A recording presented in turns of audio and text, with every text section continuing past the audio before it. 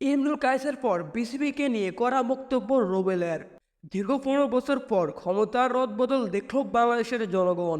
গেল সোমবার আনুষ্ঠানিকভাবে শিক্ষার্থীদের বৈষম্য বিরোধী আন্দোলনের মুখে পদত্যাগ করে দেশ ছেড়ে গেছেন সদস্য সাবেক প্রধানমন্ত্রী শেখ হাসিনা। তার দেশ থেকে 24 ঘন্টা পরে বিলুপ্ত করা হয়েছে জাতীয় সংসদ। এরপরে বিভিন্ন অঙ্গের নেতৃত্বে পরিবর্তনের যে জোরালো দাবি উঠেছে, সে ধারাবাহিকতায় আছে বাংলাদেশ ক্রিকেট বোর্ড বিসিবি এর নামও। বাংলাদেশ ক্রিকেট বোর্ড বিসিবি নেতৃত্বেও পরিবর্তন দাবি করেছেন ক্রিকেটার রুবেল হোসাইন। একসঙ্গে তিনি বিসিবির বিরুদ্ধে বিধ্বংস অভিযোগও তুলেছেন। তিনি দাবি করেছেন ক্রিকেট বোর্ডের রদবদলের, এমনকি সেই তালিকায় আছে কোচ হাথুরু সিং এর নামটাও।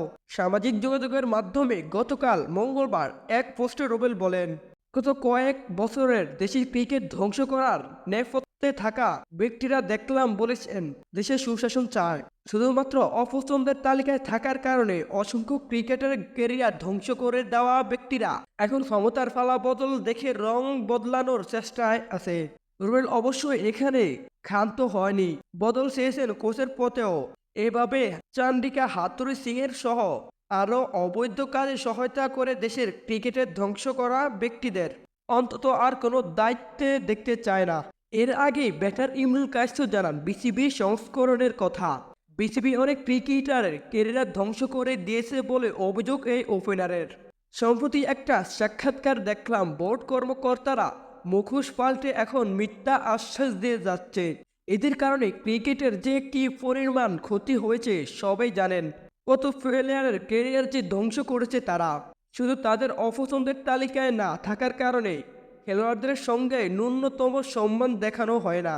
বিসিবি সম্প্রতি নাজমুল হাসান পাপন এবার প্রথমবারের মতো দেশের যোগ ও ক্রীড়া মন্ত্রী হয়েছিলেন। জানুয়ারিতে মন্ত্রিত্ব পাওয়ার মাত্র 6 মাসের মাথায় কঠিন পরিস্থিতির সম্মুখীন তিনি সহ আওয়ামী লীগ সরকারের এমপি মন্ত্রীরা। ইতিমধ্যে পাপন ভৈরবের বাড়িতে ভাঙচুর করা হয়েছে বলে জানা গেছে, যদিও তার বর্তমান অবস্থার কথা জানা যায়নি। একই বিসিবি পরিচালকের বড় একটি অংশ এ ঘটনার পর থেকে পাপন আছে। একইভাবে বিসিবি পরিচালকদের বড় একটি অংশ এ ঘটনার পর থেকে গোপনে আছে।